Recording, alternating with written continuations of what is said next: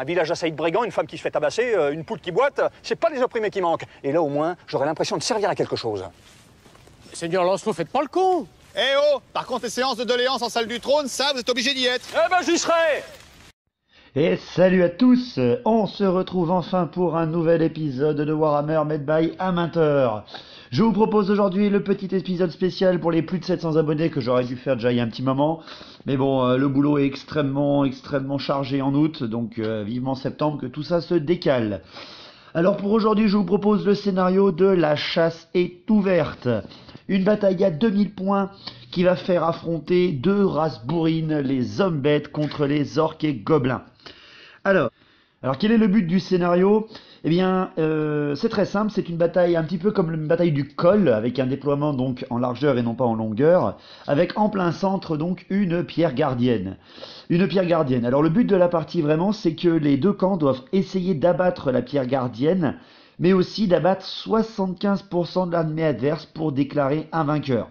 Enfin, si jamais vous dégommez la pierre gardienne mais pas toute l'armée adverse, vous n'avez pas gagné. Si vous avez abattu seulement 75% mais que la pierre gardienne n'a pas réussi à être abattue, eh ben c'est perdu. Et si l'un ou l'autre fait les deux, pareil, c'est une égalité. Il faut bien faire les deux pour gagner. Alors la pierre gardienne en elle-même, hein, c'est une pierre indestructible par le tir ou la magie, hein, elle a 6 PV et vous ne pouvez la voir que au contact d'un corps à corps, en l'ayant chargé bien sûr. 6 de vos figurines seulement peuvent la frapper, ça touche automatiquement et on ne la blesse que sur des 6. Les monstres, elles, la blessent que sur des 5. Voilà. Donc ça c'est la bataille de base, hein. C'est un scénario assez sympa, mais bon, c'est pas moi qui joue, hein. C'est encore deux de mes collègues qui jouent. C'est Henri qui va prendre les hommes bêtes, vu qu'il les a déjà joués pendant la campagne, et c'est Lilian qui prendra les orques et gobelins, qui les a déjà joués pendant l'autre campagne pour les Stali. Donc 2000 points, comment ça fonctionne ? Eh bien les listes d'armées. Alors Henri a pris une liste d'armées d'hommes bêtes très violente. Il a pris un seigneur des bêtes tenaces avec plus une attaque, l'armure à 4+, l'invue à 4+, et l'invulnérable à 2+ contre le feu. Il a pris un chef grande bannière avec plus 1 en force et une armure de 5+. Alors plus 1 en force à la bannière magique, hein, donc à lui et à son unité. Il a pris un chaman niveau 2 avec un parchemin de dissipation, normal.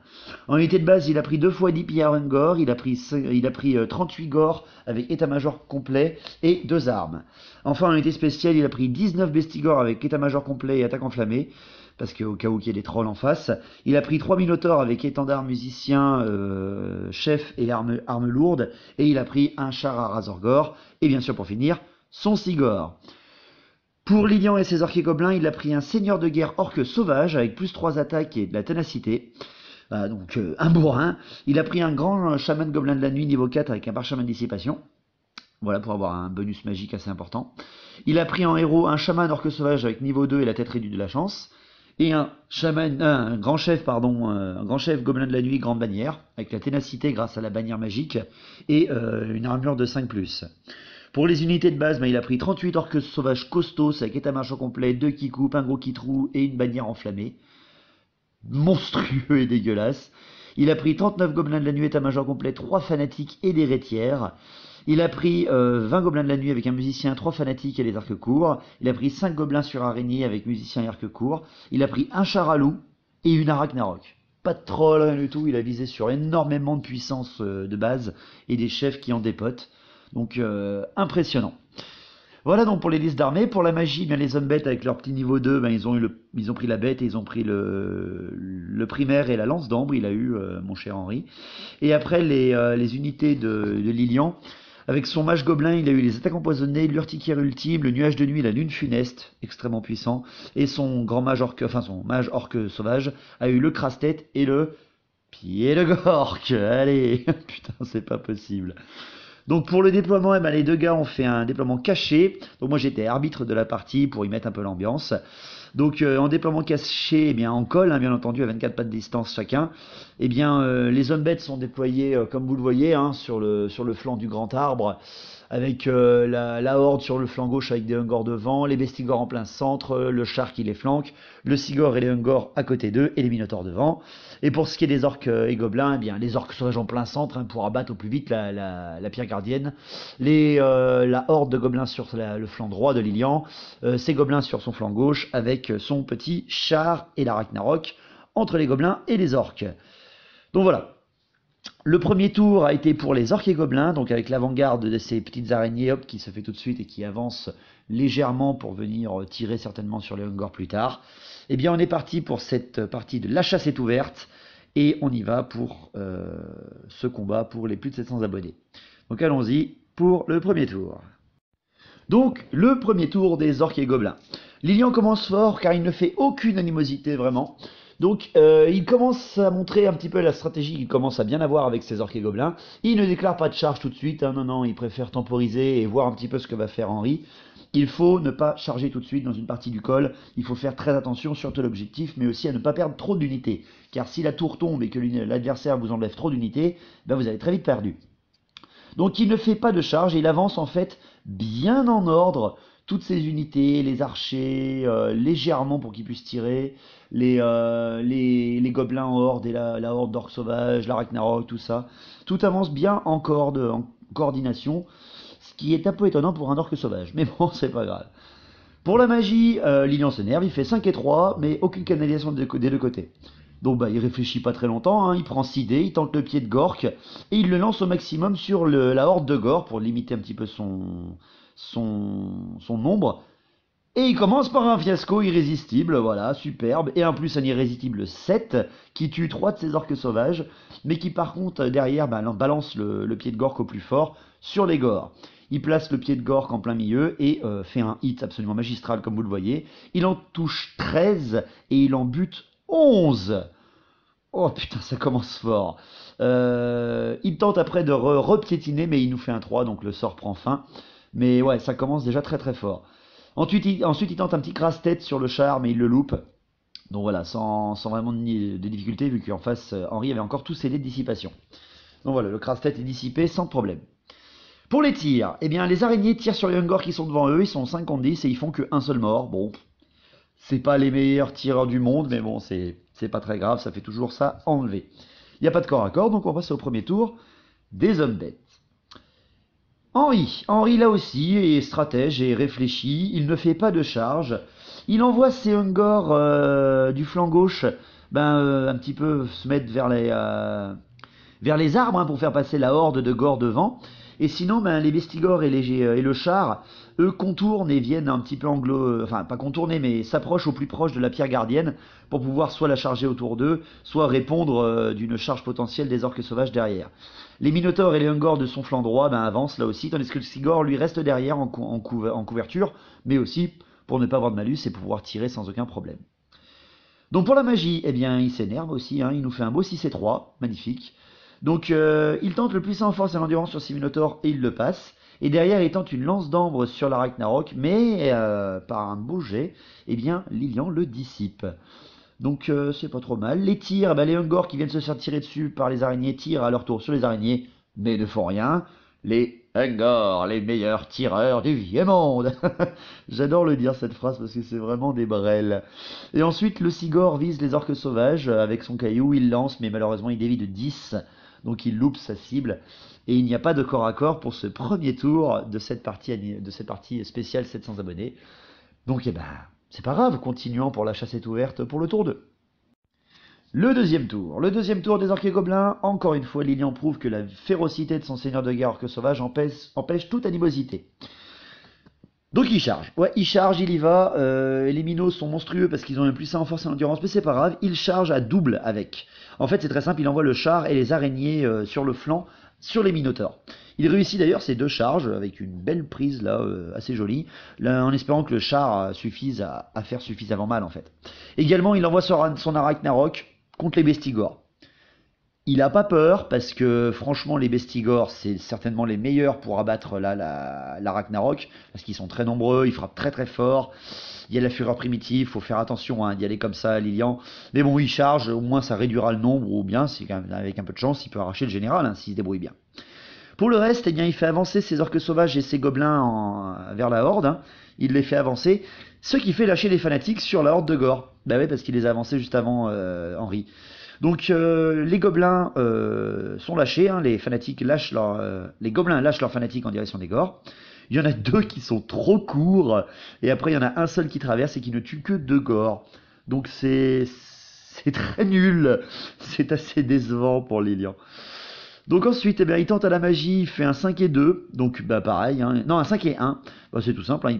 Il prend 6 dés, il relance le pied de Gork sur les Gors, et il refait un irrésistible. Il fait un irrésistible 8, ce qui fait que son mage gobelin et son mage orque sauvage subissent une touche de force 6, et il fait double 1 pour les touches, bravo, donc ils ont rien du tout, rien ne blesse l'orque sauvage et le gobelin de la nuit.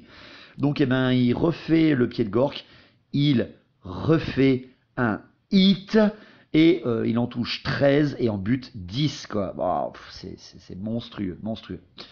Donc il le fait au maximum, il le relance et encore une fois, il ne peut pas recommencer son sort. C'est dommage. Donc très violente cette magie orque, hein, le pied de Gork, méfiez-vous-en énormément dès le début du tour en fait, dès le début de la partie. Ensuite les tirs, ben, les gobelins tirent sur les Ungors, ils sont 20, ils tirent et ils font un mort. Wouh, les gobelins de la nuit, les meilleurs tireurs du vieux monde, eux aussi. c'est ridicule.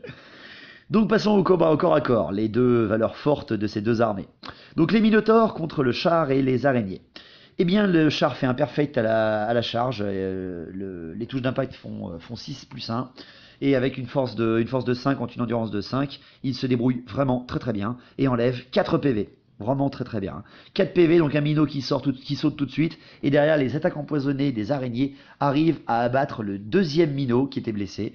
Donc félicitations à Lilian, hein, avec une belle charge combinée là, de sa cavalerie légère sur les bourrins de charge de Henri. Par contre, le dernier Minotaure lève sa hache et découpe le char tout seul, sans aucun problème.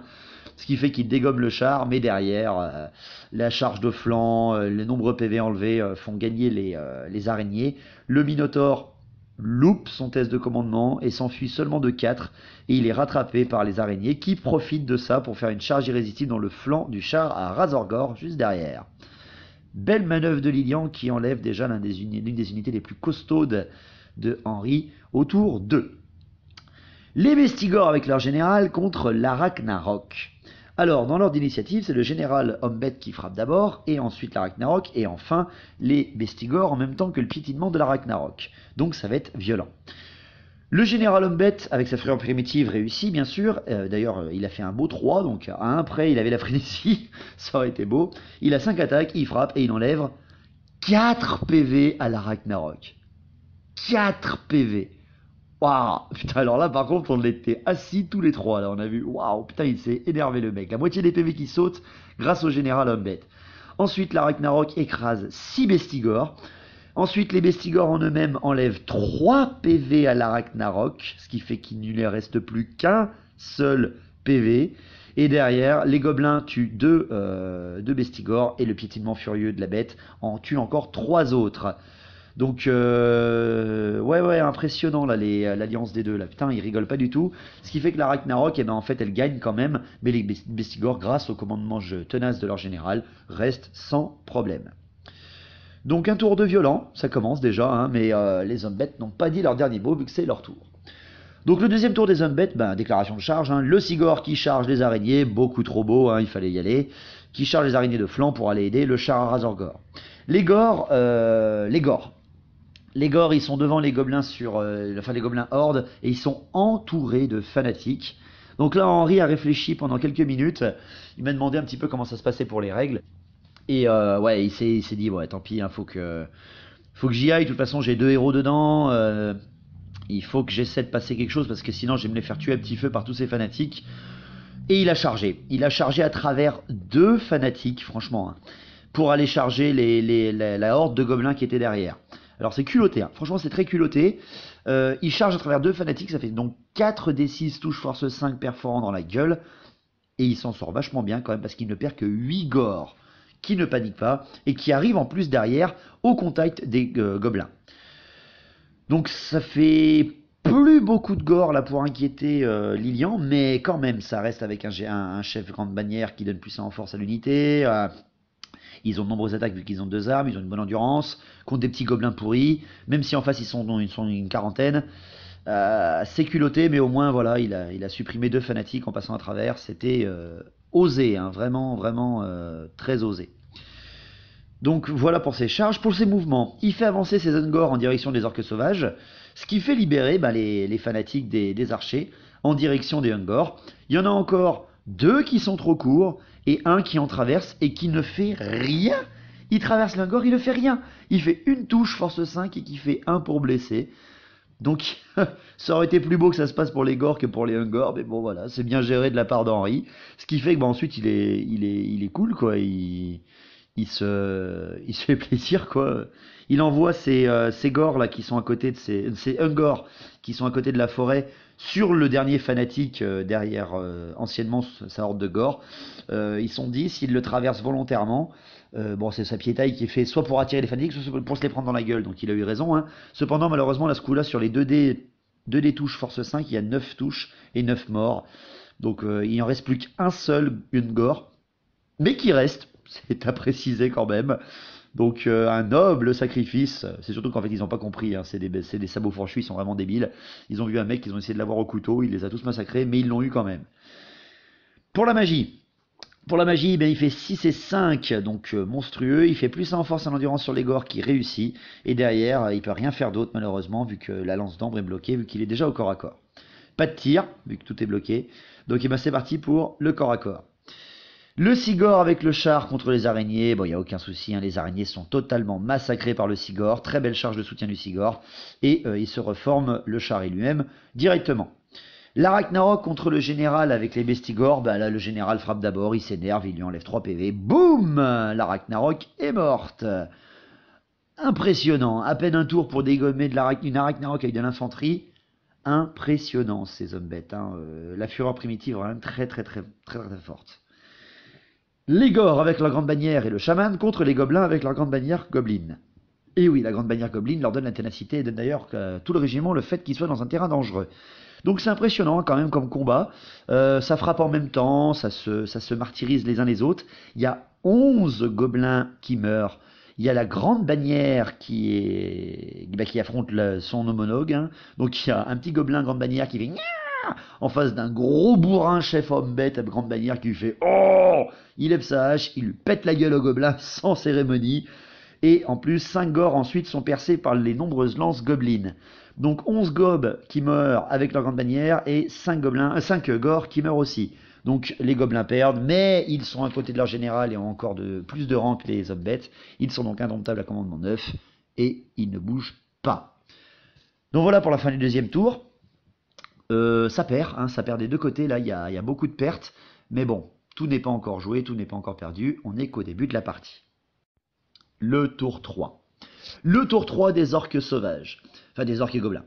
Déclaration d'animosité. Eh bien, les gobelins archers font une animosité. Donc, l'animosité orque et gobelin, hein, c'est pour chaque régiment qui est au-dessus de 5 figurines.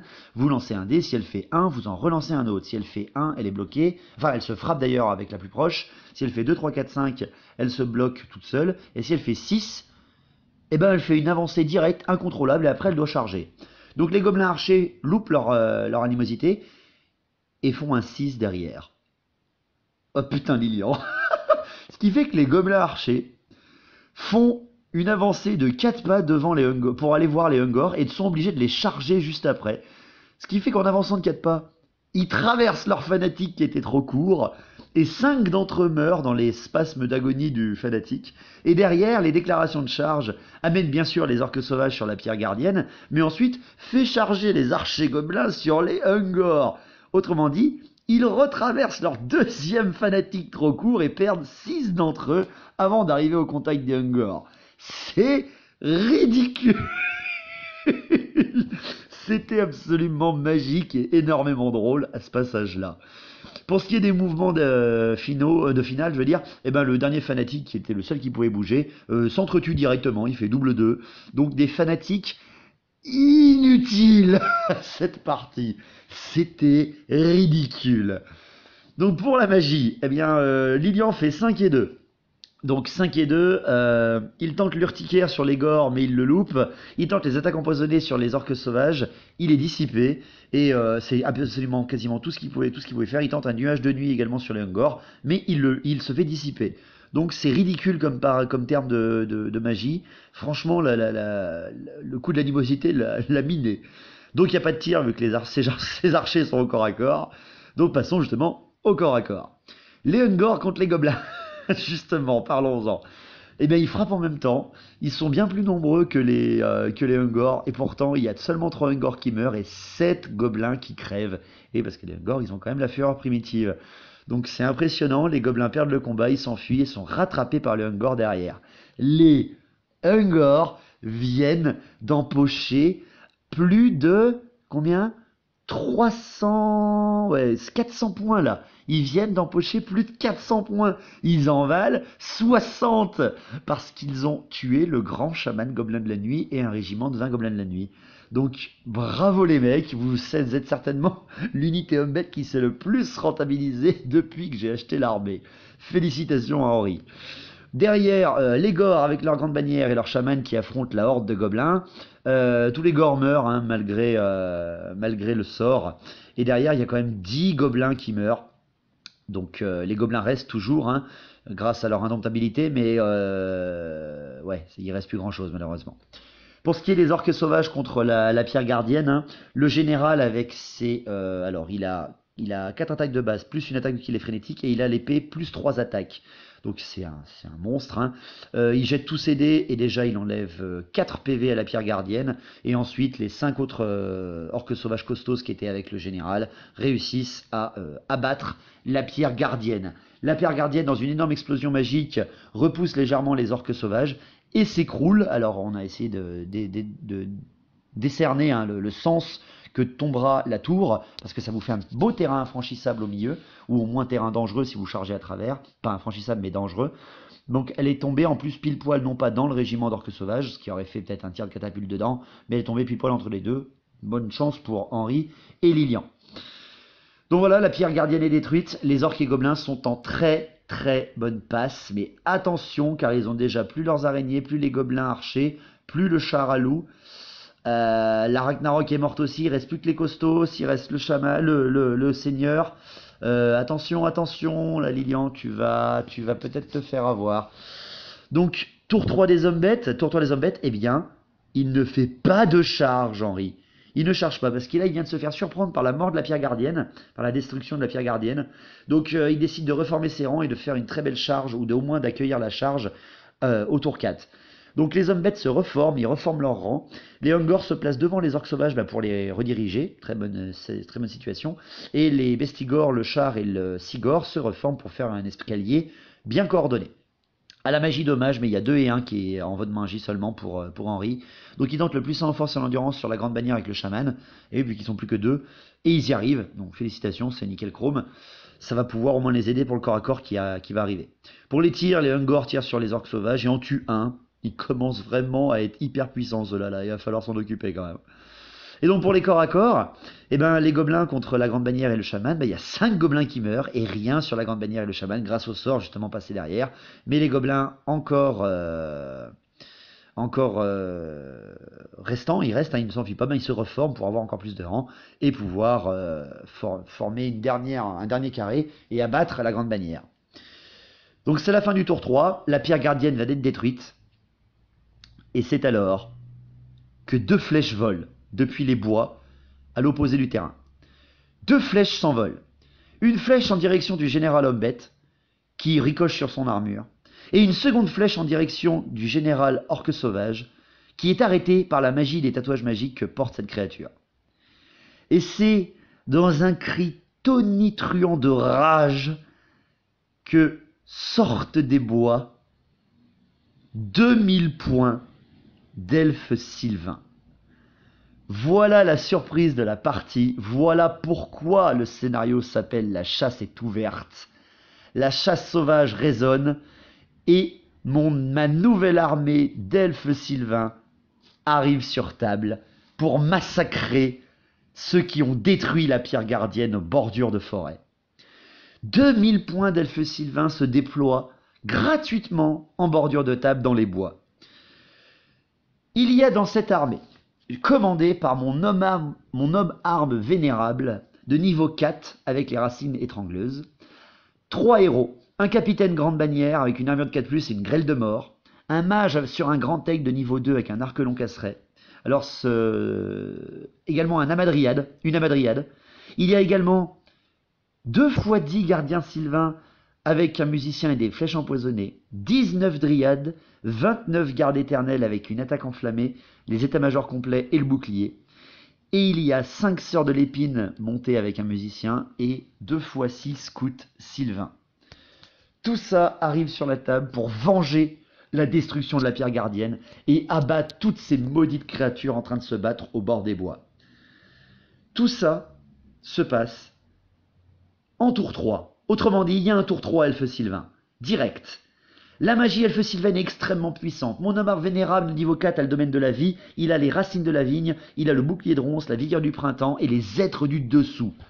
Mon mage monté possède la magie de la bête, il a le puissant en force et en endurance et lui aussi la lance d'ambre. Et enfin mon amadriade possède la chair de pierre. De plus, mes sœurs de l'épine possèdent la malédiction d'Adrahir et aussi le bouclier de ronce. J'ai une armée elfe sylvaine extrêmement tournée sur la magie et les forces de frappe puissantes alliées au tir mortel.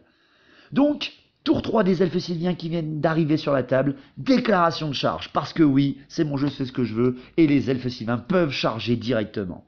Les gardes éternels chargent à travers les bois sur le flanc des gobelins qui affrontent la grande bannière et le chaman. De plus, mon amadriade avec ses dryades charge le Ungor tout seul derrière ce corps à corps. Et ensuite, les mouvements font avancer mon aigle très rapidement sur le flanc droit, avec de plus les sœurs et les scouts, les sœurs de l'épine et les scouts qui avancent sur le flanc gauche au maximum quasiment de leur portée. Pour le reste, les archers restent dans les bois pour pouvoir mitrailler tout ce qu'il y a devant. À la magie, les vents de magie se réveillent et font 5 et 3. Il y a une canalisation elfe sylvaine et aucune canalisation en face. Les racines de la vigne sont lancées par mon général et il réussit. Anraïr est lancé sur les orques sauvages, mais derrière, tous les dés sont utilisés par le chaman orque sauvage pour pouvoir dissiper ce sort et empêcher les hommes bêtes d'avoir une protection magique. Car vu qu'il a utilisé tous les dés de dissipation, l'homme bête ne peut plus les utiliser. Bien joué pour Lilian contre Henri. Ensuite, je lance un puissant en force et en endurance sur mes gardes éternels et je le réussis. Ce qui fait que mes gardes éternels passent à des elfes de base à force 4, endurance 4. Très puissant. Ensuite, les flèches volent. C'est parti pour les tirs de mes elfes sylvains. Je fais tirer mes scouts de gauche, mes archers sur mon flanc gauche et mes sœurs de l'épine sur la horde d'orques sauvages qui est à portée. Et je fais 8 morts. Bonne entame. Ensuite, mes archers du flanc droit et mes scouts de mon flanc droit tirent sur les bestigores et en arrachent 7. Et enfin, mon homme arbre lance les racines étrangleuses sur les orques sauvages et en tue 3. La fureur de la nature s'abat sur ses engences. Le corps à corps de mes dryades contre les Ungor est sans équivoque et arrache le pauvre homme bête, qui permet de reformer mes dryades et mon amadriade. Et mes gardes éternels avec leur grande bannière contre les hommes bêtes héros et les gobelins massacrent 6 gobelins et la grande bannière homme bête avant qu'elle ne puisse faire quoi que ce soit. Et tandis que les gobelins et le chaman continuent de s'affronter, 2 gobelins essaient de planter mes elfes sylvains mais ne font rien. C'est un massacre en bonne et due forme qui fait s'enfuir le chaman et les gobelins et qui sont rattrapés par mes elfes sylvains sans rentrer en contact avec d'autres unités. C'est une percée flagrante et furieuse de mes asserets dans le combat de ces engences. Donc voilà la petite surprise en espérant que ça vous plaise. Maintenant, il faut que je nettoie la table de toutes ces horreurs qui sont devant moi. Le tour 4. Voyant arriver cette nouvelle armée, les hommes bêtes et les orques et gobelins sont presque désemparés, mais ne perdent pas espoir et continuent à se ravager la tronche vu que ce sont soit des frénétiques, soit des chaotiques.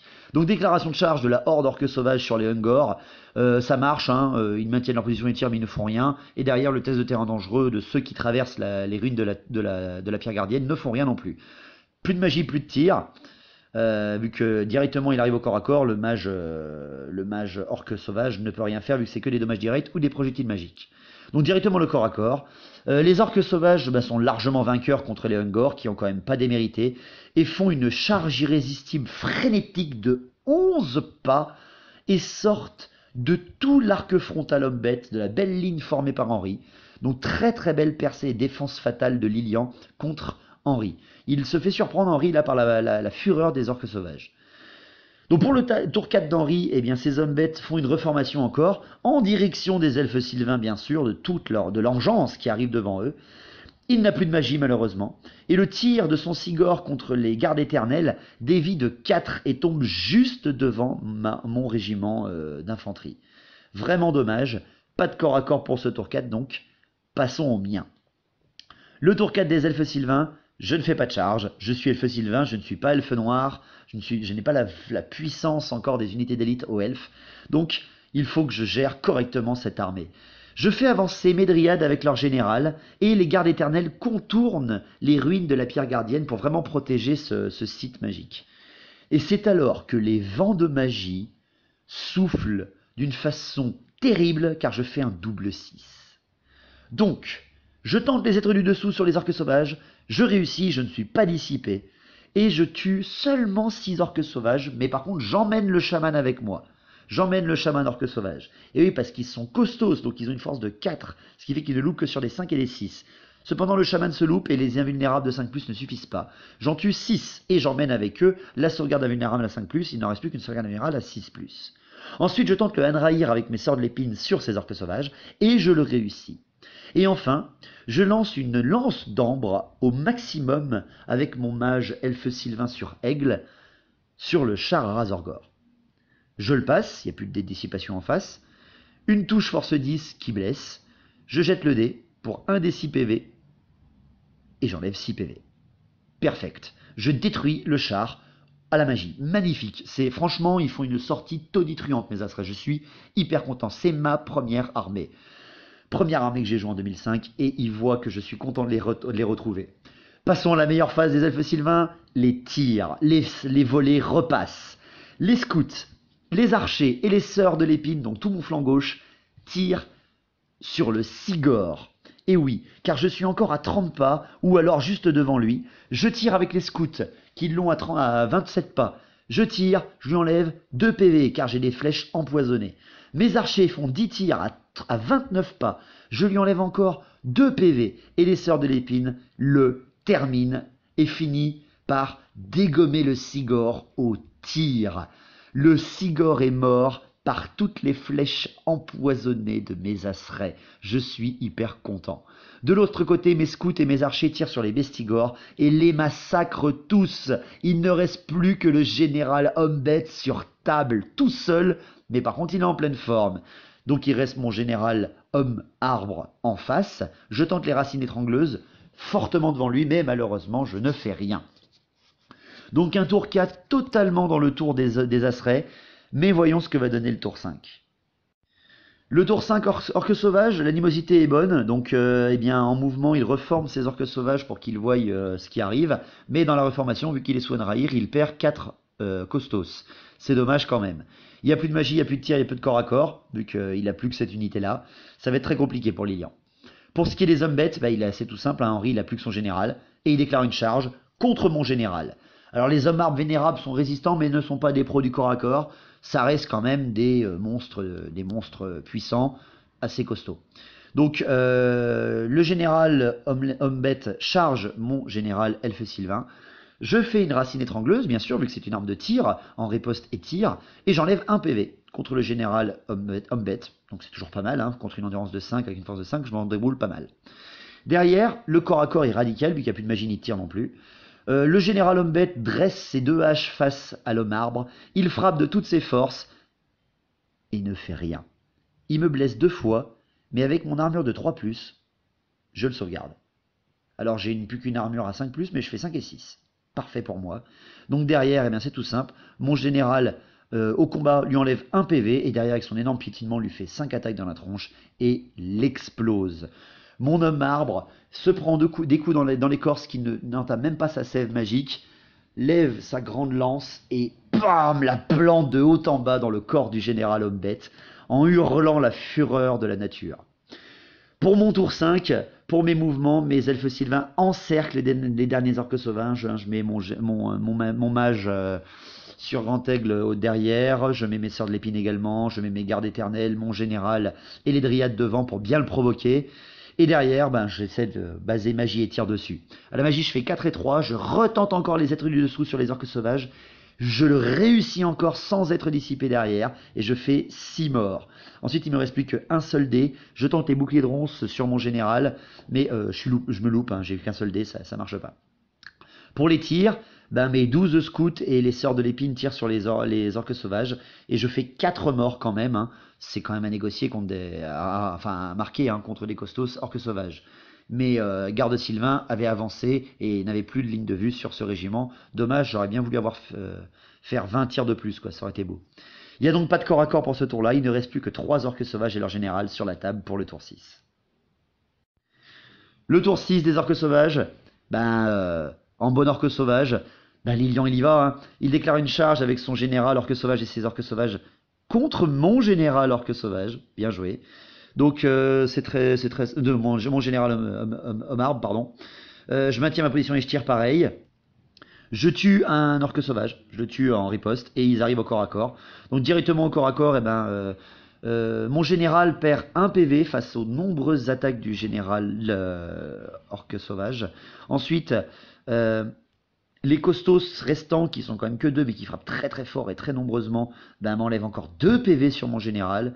Mais derrière, bien sûr que je finis les orques, et que même d'ailleurs, j'arrive vraiment à tous les massacrer. Il ne reste plus que le général à 2 PV, je crois. Il lui reste vraiment plus que ça. Et ce qui fait qu'à mon tour, il frappe de toutes ses forces, mais là, ce coup-là, il loupe énormément d'attaques. Et d'ailleurs, après, mon invulnérable et mon armure me protègent. Et comme pour l'homme bête, je lui enlève encore 1 PV au contact. Et derrière, je lève les pattes. Et j'écrase cette créature infâme sous mes pieds noueux. C'est comme ça que se termine cette partie. Je n'ai rien perdu. C'est monstrueux. Je vous ai déjà fait le coup d'amener une nouvelle armée sur table comme ça. Mais en face, il y avait une sorte d'alliance en fait pour essayer de la contrer. Mais alors là, c'est vraiment pas pareil. C'est pour fêter les plus de 700 abonnés, pour vous remercier de suivre la chaîne. Je me suis acheté une nouvelle armée. Je l'ai entièrement peinte et soclée avant de faire cette vidéo, d'où le retard, malgré aussi le boulot que j'avais. Je l'ai même emmené à mon boulot pour pouvoir le faire. Donc j'espère que cette surprise vous plaît. C'est le petit cadeau pour la fin de l'été et la fin des vacances pour beaucoup. Moi, c'est encore pas du tout la fin du boulot. Je suis en plein dedans. Donc excusez du retard et du décalage sur les sorties des vidéos en juillet et août. Mais bon, on n'a pas le temps de tout faire. Donc voilà, c'était la chasse est ouverte. Et oui, ça y est, une nouvelle armée. J'ai quasiment toutes les armées de Warhammer Battle. Il n'y a que les ogres que je ne possède pas ou que je n'ai pas à disposition pour l'instant. On verra ce que ça peut donner. En espérant que cette surprise vous a plu. Merci de suivre. J'espère que vous avez passé un bon été. Bientôt la rentrée. Et moi, dans 2 mois, les vacances. Peut-être, espérons. Donc je vous souhaite à tous une bonne rentrée ou une bonne fin d'été. Et je vous dis au plus tôt à la prochaine. Merci à vous et longue vie à Battle, au vrai Battle. Allez, à la prochaine et portez-vous bien.